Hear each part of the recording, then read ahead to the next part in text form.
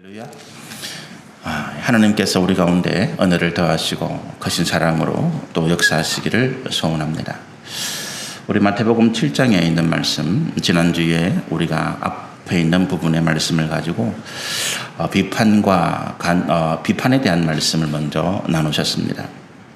우리가 비판에 대해서 나누신 말씀을 한번 살펴보시면 우리가 비판하는 것과 옳고 그름을 구별하는 것은 다른 문제다 말씀을 드렸습니다.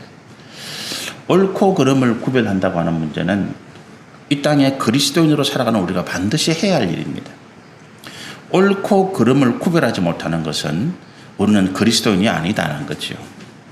왜 그런가 하니까 하나님의 말씀이 기준이고 법이고 표준이기 때문에 우리가 살아가는 또 우리가 부딪히고 만나고 경험하는 또 판단하고 결정하는 이 모든 일에 있어서 반드시 옳고 그름, 하나님의 말씀에 따라서 그 하나님의 말씀에 부합하느냐 하지 않느냐 하는 것들을 판단하고 그래서 결정하고 하나님의 말씀에 따르지 않는 것은 하나님의 말씀에 부합하지 않는 것은 옳은 것이 아니기 때문에 우리가 그것을 따르거나 행해서는 안 된다라고 하는 것입니다. 이것이 우리가 옳고 그름에 대한 구별이고 옳고 그름에 대해서 우리가 반드시 가져야 할 믿음의 자세입니다. 근데 이제 비판은 뭐냐 하면 우리가 다른 사람, 우리가 잘못했다라고 생각하는 사람에 대해서 그를 죄 있다고 우리가 정죄하는 우리의 어떤 자세를 말합니다. 이것이 왜 문제인가 하면 우리는 재판관이 아니기 때문에 그렇습니다. 우리는 판단하는 자가 아니기 때문에 그렇습니다. 옳고 그름을 구별하는데 판단하는 몫은 하나님이다 하는 거죠. 옳고 그름에 따라서 옳은 것은 옳다, 아닌 것은 아니다라고 말하면 되는 것이고 그가 죄인이다, 아니면 죄인이 아니다라고 하는 것은 하나님께 맡긴다라고 하는 것입니다. 이것이 비판하지 말라라고 하는 것이죠. 우리가 왜 비판하지 말라고 하나님 말씀하시는가 하면 능력이 없기 때문에 그렇다는 거예요. 이 능력이 뭐냐는 것이요. 이 능력은 지혜를 말합니다. 지혜는 우리가 어떤 상황, 어떤 문제에 있어서 이것을 단편적인 문제로 보고 판단하는 것이 아니라 종합적으로 판단하고 분별하는 문제입니다. 예를 들어서 우리가 솔로몬의 재판에 대한 이야기가 성경에 기록되어 있습니다. 두 여인이 한 아이를 가져와서 서로가 자기 아이라고 주장할 때 거기에 대해서는 뭐 증거도 없고 증인도 없고 아무것도 없습니다. 그런데 거기에 대해서 옳고 그름을 구분해내고 그리고 반드시 누가 거짓이고 누가 진실인지를 판단해야 됩니다. 그거는 솔로몬이 왕이기 때문에 그렇습니다. 솔로몬이 재판관이기 때문에 그렇습니다. 왕이, 재판관이 이 문제를 제대로 해결하지 못하면 그 나라를 옳고 바르게 다스려 나가는 것은 어렵기 때문에 그렇습니다. 그래서 하나님께서 솔로몬에게 지혜를 주신 것입니다. 솔로몬이 지혜를 하나님께 구한 이유가 거기 있는 것입니다. 단순히 표면적인 것, 드러나는 현상만을 보고 판단하는 것이 아니라 종합적인 문제를 보고 판단할 때 솔로몬이 지혜는 무엇이었습니까? 어머니의 마음이었다고 하는 것입니다. 그래서 그 아이를 그냥 율법적으로 그냥 단순하게 표면적으로 현상적으로 그래 둘로 나누어라 라고 이야기했을 때 거기에 그 어머니의 마음으로 극렬하게 고통하고 아파하던 그 여인, 그래서 차라리 이 아이를 죽이지 않고 저 여인에게 주십시오라고 하는 그 마음을 가진 그 여인이 참 어머니였다라고 하는 것을 밝혀내는 이것이 지혜인 것입니다. 우리가 어떤 사물, 어떤 현상, 어떤 여러 가지 사건을 표면적으로 보는 것은 지혜가 아닙니다. 그건 지식에 가깝다고 말할 수 있죠. 지혜는 그 이면에, 그 바탕에, 그 근원에 있는 문제를 찾아내고 그 가운데서 하나님께서 기뻐하시는 뜻이 무엇인가를 살펴보는 것이 지혜다라고 하는 것입니다. 그래서 우리가 비판하지 말라고 할 때 하나님은 우리에게 이런 지혜가 없다는 것을 말씀합니다. 우리는 판단할 때 지식적으로 표면적으로 여러 가지 드러나는 현상을 제대로 분별하지 못합니다. 그것마저도 우리는 할 수 없습니다. 오히려 우리는 감정에 치우치고 정에 이끌리고 여러 가지 이권과 이익에 마음이 빼앗겨서 겉으로 드러나는 진실, 겉으로 드러나는 사실마저도 우리는 왜곡되게 판단하고 왜곡되게 처리할 때가 많다는 것입니다. 그래서 하나님이 우리 가운데 비판하지 말라, 판단하지 말라, 재판하지 말라라고 하는 것입니다. 또 우리에게는 자격이 없습니다. 이 무슨 자격의 문제냐? 우리 스스로가 정결하지 못하다라고 하는 거예요. 그래서 우리가 앞에 7장 앞부분에 있었던 형제의 눈에 티끌을 보는 네가 네 눈에 있는 들보를 보지 못하느냐라고 하는 문제를 예수님이 말씀하신 거죠. 여기서 들보와 티끌은 자기 안에 있는 더러움입니다. 자기 안에 있는 부정함이죠. 내가 상대방보다 지금 내가 비난하고 판단하고 정죄하는 상대방보다 더 큰 더러움과 더 큰 악한 죄악을 내가 숨기고 있으면서 상대방의 문제를 거론한다는 것은 우리가 정결하지 못한 자격이 없다라고 하는 것입니다.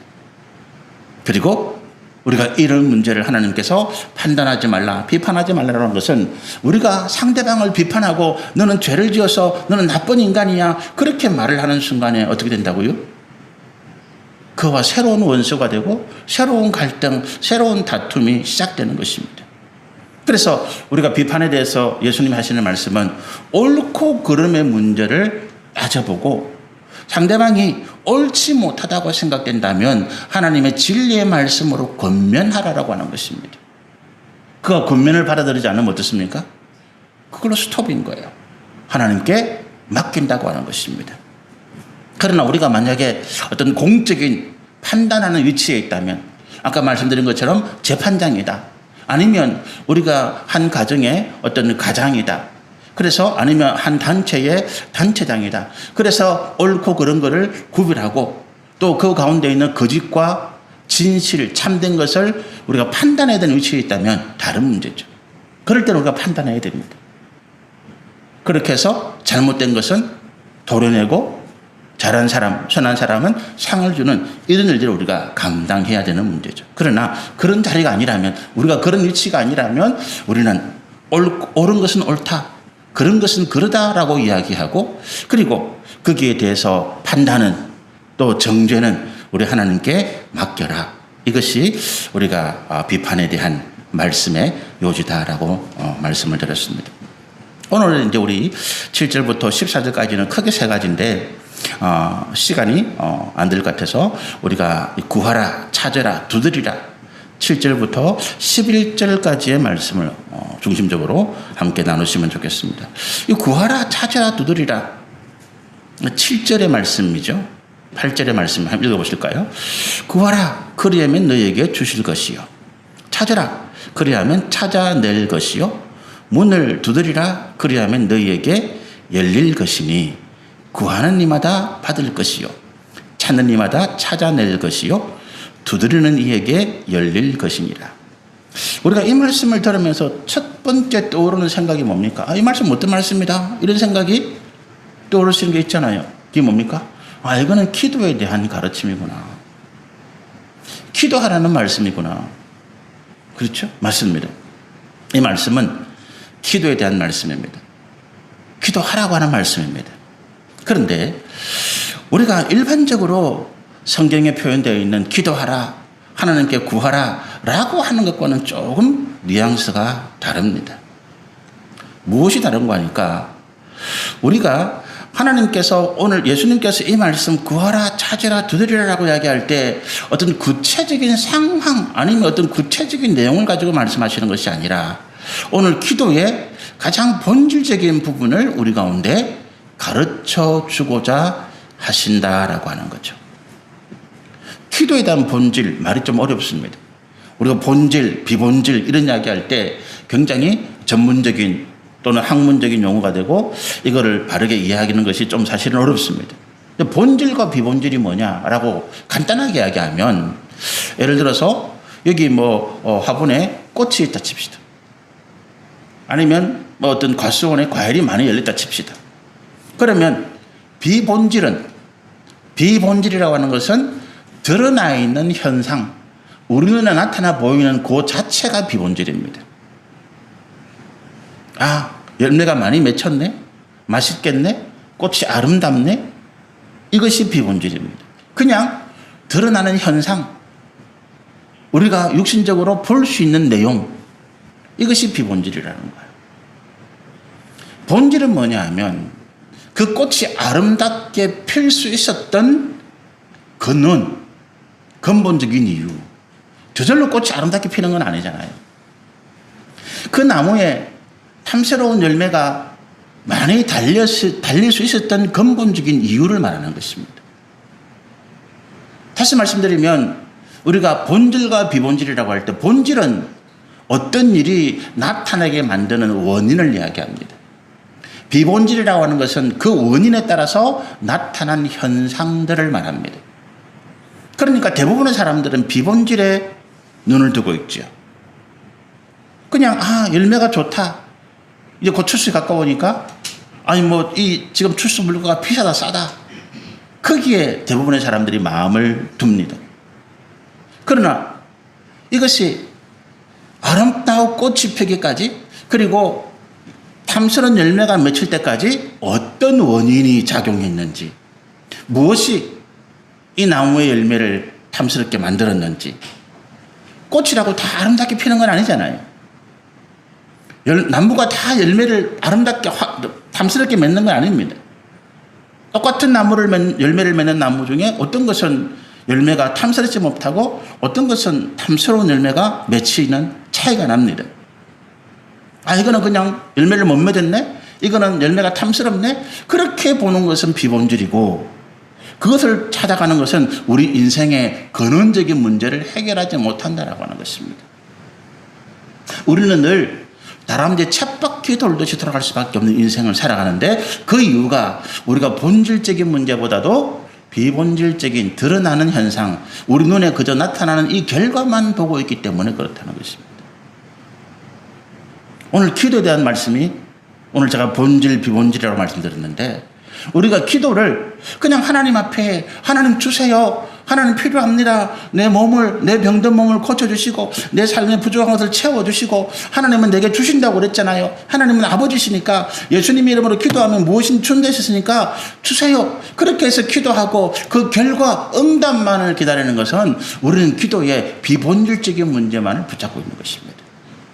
그러다 보니까 기도를 열심히 했는데 이게 응답이 안 올 때 나는 하나님이 의심되고 하나님이 없다고 생각되고 하나님을 멀리하고 내 신앙이 식어지는 그런 현상이 나타나는 이유가 여기 있습니다. 그런데 기도의 본질적인 문제를 찾고 기도의 본질적인 이유를 깨닫는 사람은 내가 간구한 기도, 내가 하나님께 눈물 흘리며 밤을 새우며 철회하며 금식하며 기도했던 그 기도의 내용이 응답되지 아니하도 나는 낙심이 되지 않습니다.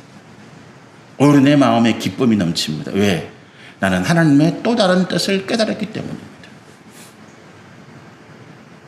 제가 지난 주간에 어떤 한 여자 목사님과 장시간 통화를 하고 또 개척을 준비하는 한 목사님과 한 강도사님과 만나서 이야기를 한 적이 있었습니다.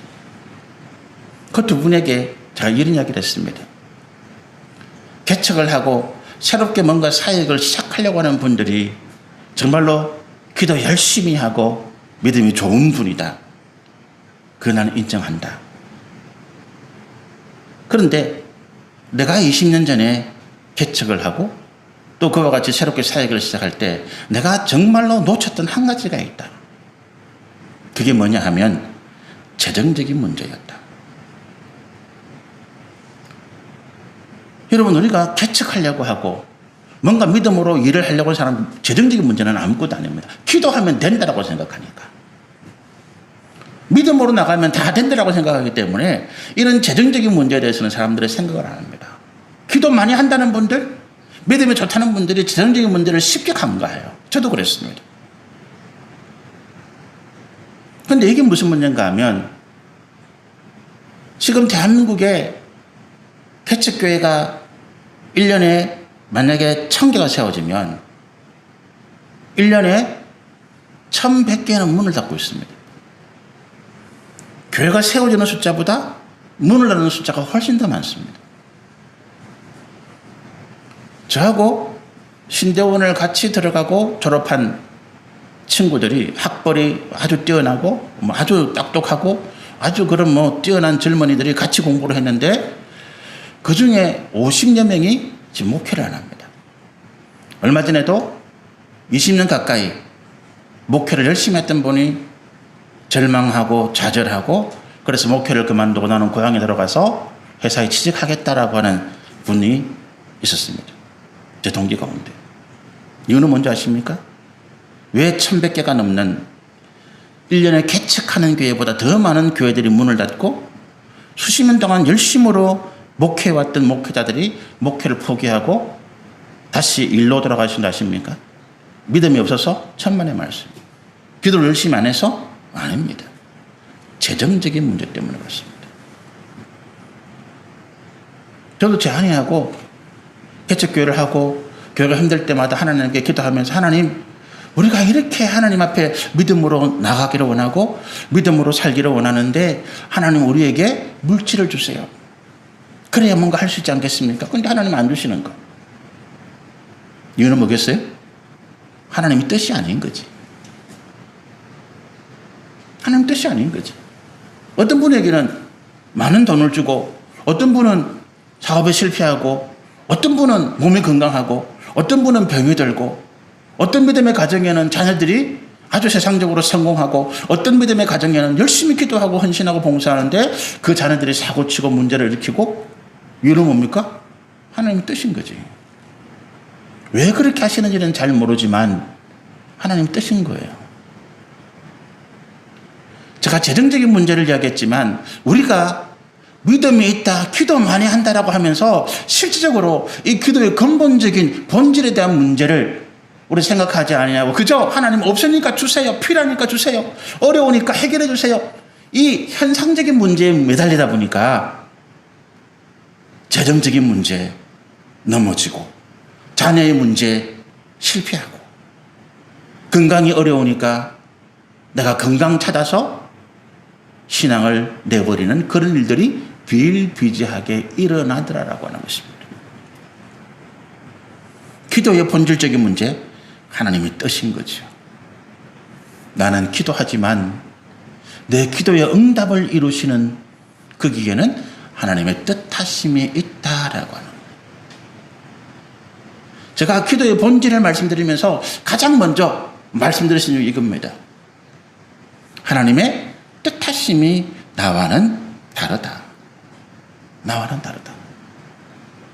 나는 돈이 필요했는데 하나님 내게 돈이 아니라 다른 것을 말씀하시고 있는데 내가 돈이라고 하는 이 현상, 내가 돈이 부족해서 겪는 이 고통과 어려움을 내가 헤쳐나가려고 하다 보니까 나는 하나님의 진실된 감추어진 본질적인 뜻을 찾지 못하고 나는 그저 돈만 찾았다라고 하는 거예요. 그리고 그 돈이 없으니까 나는 무너진 거예요. 자녀 문제 마찬가지입니다. 건강의 문제 마찬가지고 사업의 문제 마찬가지입니다. 그래서 우리가 이 마태복음 7장 7절부터 11절에 이 구하라, 찾으라, 두드리라 라고 하는 말씀을 통해서 그냥 우리가 열심히 기도하면 된다. 믿음으로 기도하면 된다. 하나님이 간구하면 예수님의 이름으로 기도하면 다 해준다. 그런 어떤 현상이 아니라 정말로 기도 가운데 하나님께서 우리 가운데 기도하라고 하시는 가운데 그 기도의 본질이 뭔지 그것을 우리가 살펴보고 함께 하나님의 뜻을 찾아보셨으면 좋겠습니다. 세 가지입니다. 왜 기도해야 하는가라는 거예요. 첫 번째, 왜 기도해야 하는가? 두 번째, 누구에게 기도해야 하는가? 세 번째, 무엇을 기도해야 하는가라고 하는 것입니다. 뭐라고요? 기도의 본질에서 우리 질문이 세 가지라고. 기도 가운데 하나님께서 우리 가운데 주시는 그 뜻을 찾기 위해서 세 가지. 하나는 왜 기도해야 하는가? 두 번째는 누구에게 기도해야 하는가? 세 번째는 무엇을 기도해야 하는가? 목사님, 그거 누구나 다 아는 거 아닙니까? 기도 조금 열심히 하고 기도에 대해서 공부한 사람이라면, 그 정도는 다 아는 건데, 그걸 뭐 본질이라고 목사님 새삼스럽게 이야기하십니까? 다르다니까.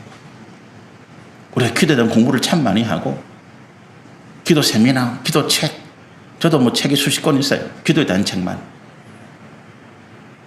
남들이 안 하는 기도도 참 많이 해보고. 근데, 말씀드린 것처럼, 우리가 현상, 기도의 응답에 중심을 두고 공부하고 책을 보고 세미나 듣고 연구했기 때문에 이 근본적인 본질적인 문제, 가장 간단하고 기본적인 문제로 답을 못하고 있는 거예요. 왜 기도해야 하는가? 누구에게 기도해야 하는가? 무엇을 기도해야 하는가? 9절과 10절의 말씀을 한번 보십시다. 너희 중에 누가 아들이 떡을 달라 하는데 돌을 주며 생선을 달라 하는데 뱀을 줄 사람이 있겠느냐? 그죠? 자, 이게 왜 기도해야 하는가에 대한 문제입니다. 9절, 10절이 왜 찾고 구하고 두드리고 하는, 왜 그렇게 해야 되는지. 9절, 10절의 문제가 뭡니까? 아들이, 자녀가 그 아버지에게 떡을 달라고 한다는 거예요. 우리 집의 아이들이 지금 저에게, 제 아내에게 떡을 달라고 한다는 거죠. 제가 신대원을 갈 때 우리 막내가 5살이었습니다. 4살, 5살 때였는데, 제가 서울에 이제, 창원에 있으면서 신대원을 다니면서, 1년 동안 제가 월요일 날 학교 갔다가 공부하고 금요일 저녁에 내려와서 창원에서 예배드리고 사역하고 다시 월요일 날 아침에 새벽에 올라가고 이런 이제 일을 했었어요. 이렇게 반복됐었어요.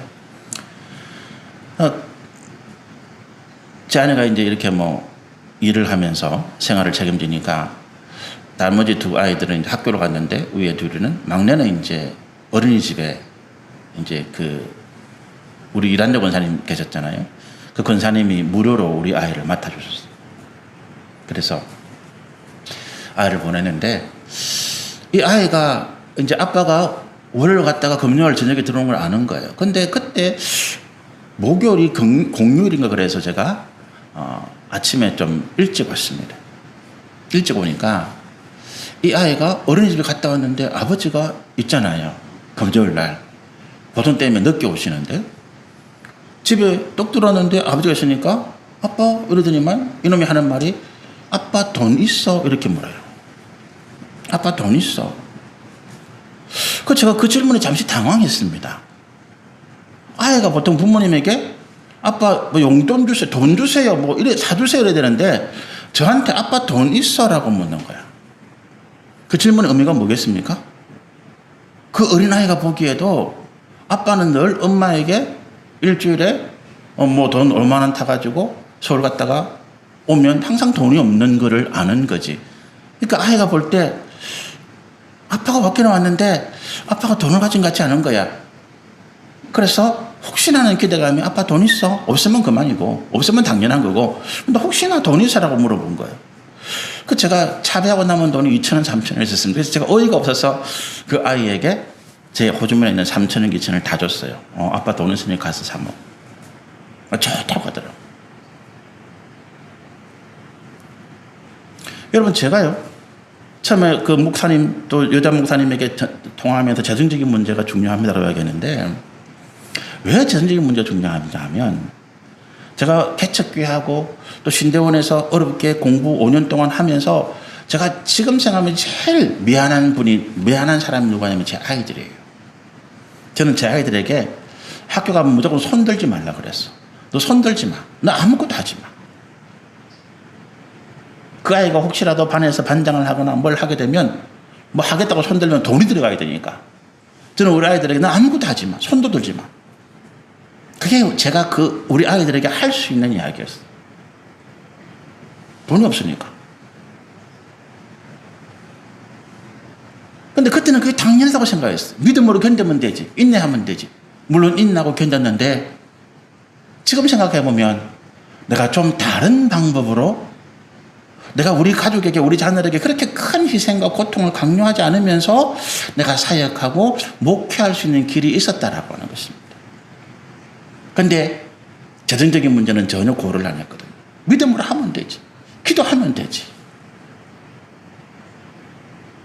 제가 하나님에 대한 내가 기도라고 하는 걸 몰랐더라는 것입니다. 9절과 10절에 지금 무슨 문제가 있다고요? 9절에 아이들이 아버지에게 떡을 달라고 합니다. 떡을 줄 게 없어. 집안에 떡을 아이들에게 줄 게 없으니까 지금 한밤중에라도 쫓아가서 이 굶주리는 아이들에게 먹이기 위해서 체면이고 염치고 필요 없이 문을 두드리는 거 아닙니까? 그렇잖아요. 왜 기도하느라고요? 우리의 인생의 근본적인 존재의 이유입니다. 내 존재의 이유.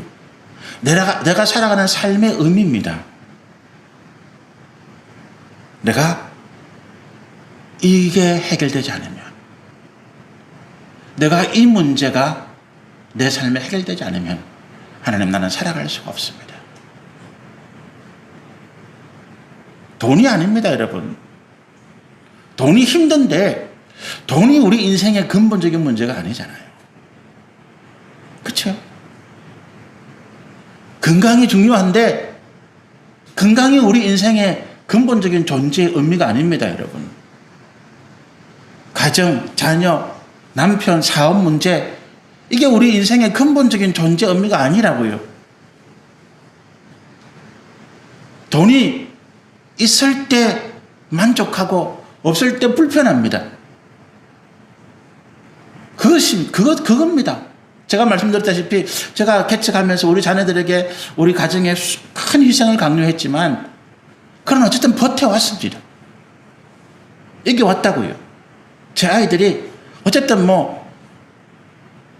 커왔다고요. 우리가 인생의 근본적인 문제, 근원적인 문제, 내 존재의 문제가 이 문제예요. 그걸 오늘 떡으로 주님이 말씀하신 것입니다. 굶주리는 아이가 배가 고파서 아빠 밥 주세요 하는데 눈이 뒤집어지는 거지. 그 눈이 뒤집어질 만한 내 인생의 문제는 뭐냐는 거예요.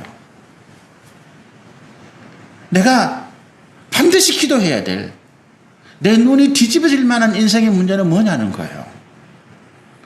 제가 늦게 신학을 했는데 직장 생활을 하다가 39살에 애들이 3명일 때 제가 신학을 했는데 신학을 된 계기가 뭐였는 거예요. 나는 이렇게 살 수 없다라고. 회사를 다니면서 직장을 다니면서 삶은 안정이 되는데 월급 꼬박꼬박 나오고 또 회사에서 인정받고 그렇게 하니까 삶은 안정이 되는데 나는 이렇게 살 수가 없더라는 거예요. 나는 이것이 내 인생이 아니다. 내가 이렇게 살아가는 것이 내 인생이 아니다. 하나님 부르심에 대해서 간절한 어떤 마음, 고통이 있었고 그래서 제 아내하고 의논하면서 제 아내가 그러면 내가 가정을 책임질 테니까 당신은 하나님의 부르심대로 가라. 이렇게 합의가 된 거예요. 기도의 이유가 그겁니다. 내 인생이 이렇게 살아서는 안 된다. 사업 잘 되고 자녀가 건강하고 건강도 문제 없고 다 좋은데 내 인생이 이렇게 살아서는 안 된다는 거예요. 근원적인 하나님에 대한 갈망이죠. 하나님에 대한 갈망. 은혜라고 표현되어도 좋고 뭐라고 표현되어도 좋고 그래서 내 몸이 힘든데도 내가 사업이 바쁜데도 내가 여러 가지 더 급하고 어려운 문제가 많은데도 이 시간 하나님에 나와서 하나님을 찾는 것이 내 인생의 근본적인 존재의 이유라고 하는 그걸 깨달으니까 다른 어떤 것도 필요 없는 거예요. 나는 하나님을 만나고 싶다는 것입니다. 하나님 내게 은혜를 주셔야 된다는 것입니다. 그 은혜가 돈이 아닙니다, 여러분. 그 은혜가 건강이 아니고 그 은혜가 내가 돈을 많이 버는 것이 아니고 그 은혜가 자녀의 문제가 아니에요. 내 존재를 평안과 기쁨과 감사 가운데 살아가고, 내가 만족해야 돈도 좋은 거지. 어떤 분은 돈이 벌리는 게 귀찮아, 싫어, 고통스러워. 돈은 벌리는데 그 삶이 고통스럽다니. 돈은 벌리는데 그 삶이 지옥이라니까. 그래서 기도하는 것입니다. 하나님, 내 인생의 근본적인, 근원적인 이 문제, 이 갈급함, 이 고통, 이 괴로움, 하나님께서 해결해 주십시오라고 하는 것입니다.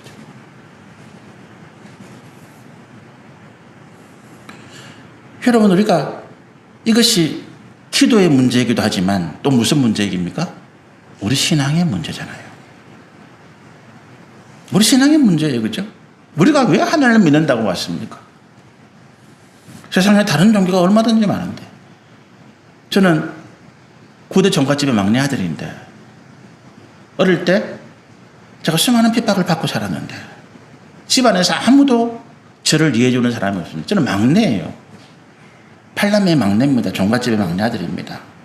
아무도 저를 이해 안 해줍니다. 오직 우리 돌아가신 어머니 한 분이, 그분만이 제가 교회 간다 그러면 100원짜리 지폐, 그 당시 지폐 종이돈을 주시면서 연보돈 하라 그러시더라고요.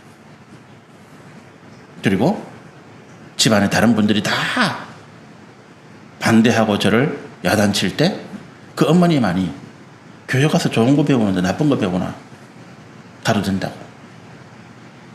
그래서 제가 그 어머니 제 가슴속에 남아있거든요. 우리가 하나님을 찾는 이유가 그겁니다. 왜 내가 하나님을 신앙할까요? 세상에 다른 것들이 얼마든지 많은데, 그래서 세상 사람들이 야, 도대체 네가 교회 다니는 교회 다니는 뭐가 좋은데? 할 말이 없습니다. 아, 우리 사업 잘 되더라. 나는 교회 안 다녀도 네보다 더 큰 사업체 해. 할 말이 없어. 나는 교회 다니니까 우리 아들이 봐라, 좋은 데 갔다. 야, 나는 교회 안 다녀도, 나는 절에 다녀도 나는 너가 아들보다 더, 우리 아들이 뭐 하버드 대학 나오고 뭐 의사고 변호사야. 할 말이 없어. 나는 교회 가서 기도하니까 병 고침 받았어. 야, 나는 뭐 점치러 다니는데, 나는 점치는 무당이 준 그 부적부 주시니까 나는 아무 병도 안 걸려 건강해. 할 말이 없어. 뭐라고 말할 거예요? 그렇잖아요. 그게 본질적인 문제가 아니라고 하는 거예요. 왜 우리가 하나님 믿습니까? 왜 세상 사람들이 이해 못 해주는데, 왜 가족들이 핍박하고 이 바쁘고 힘들고 내가 이 주일날 일을 해야 되는 이 상황인데도 나는 교회에 나와서 예배를 드리고 있습니까? 그 문제죠. 그걸 여러분이 답을 찾아야 돼요. 나는 왜 그럴까? 왜 내가 예배 드리는 이 시간에 내게 평안할까? 왜 내게 기쁠까? 다른 급하고 중요한 문제들이 다 많은데 그걸 내가 다 팽개치고 내가 아프든지 말든지 그런 것들 염려하지 아니하고 내가 이 시간에 나와서 예배를 드리고 있을까? 그것이 본질적인 우리 신앙의 문제입니다. 왜 기도해야 하는가와 똑같은 문제죠. 몇 때문이라고요? 내 존재의 이유. 내가 인생으로 내 인생을 살아가야 되는 이유가 하나님께 있더라. 하나님께 있더라. 그리고 그 하나님께서 내게 내 문제, 내 고통, 내 아픔, 내가 없다고 하면 하나님 눈에 불을 켜시는 거예요. 아들이 떡을 달라 할 때 이 아들 떡을 달라는 아버지를 둔 부모가 누굽니까? 우리 아버지, 우리 하나님이세요. 우리가 고통을 당하고 우리가 어려움을 당하고 우리가 눈물 흘리는 걸 하나님이 보지 못하시 눈에 불을 켜시는 거예요. 그래서 어디 있든지 무엇이든지 우리에게 다 주시더라. 그래서 내가 살더라는 것입니다. 내가 기도해서 돈을 받아서 사는 것이 아니고 하나님이 내게 사업 잘 되게 해줘서 사는 것이 아니고 나는 하나님 때문에 살더라. 나는 하나님 때문에 기쁘고 나는 하나님 때문에 감사하고 그 하나님이 내게 너는 무엇이든지 구하라. 그렇게 말씀하고 있더라라고 하는 것입니다. 시간 다 되었습니다. 오늘 여기까지 말씀을 전하고 기도에 대한 두 가지 문제, 무엇을 기도해야 되는가, 누구에 기도해야 되는가, 이 부분은 우리 다음 주에 또 말씀을 나누시면 좋겠습니다. 왜 기도해야 되는가? 기도에 대해서 저 본질에 대한 문제를 질문합니다. 하나님이 우리에게, 예수님 그렇게 질문하시는 거예요. 너는 왜 기도해? 너는 왜 하나님을 믿어? 똑같은 문제예요. 우리 삶의 존재의 이유다. 내가 살아가야 할 이유다. 나는 하나님이 없이는 살아갈 이유가 없다라고 하는 거예요. 돈이 내 기쁨도 아니고, 자녀가, 사업이, 건강이 내 기쁨이 아니에요. 내 만족이 아니더라는 거예요. 잠시 만족될 수 있지만 나는 또다시 깊은 절망과 좌절과 고통 가운데 빠질 수밖에 없더라는 것입니다. 하나님이 내 삶의 기쁨이고, 그분이 내 삶의 이유고, 그분이 내 삶의 존재다라고. 그래서 나는 하나님 믿고, 그래서 나는 그분이 기도하라고 할 때, 내게 구하라고 할 때, 그래서 나는 그 말씀을 따라서 나는 기도한다라고 하는 것입니다. 우리 한번 같이 마음을 모아서 기도하시면 좋겠습니다. 하나님이 내게 어떤 분인지, 하나님이 내게 구하라 하실 때 무엇을 구해야 할지, 우리가 같이 한번 마음을 모아서 기도하시면 좋겠습니다. 하나님,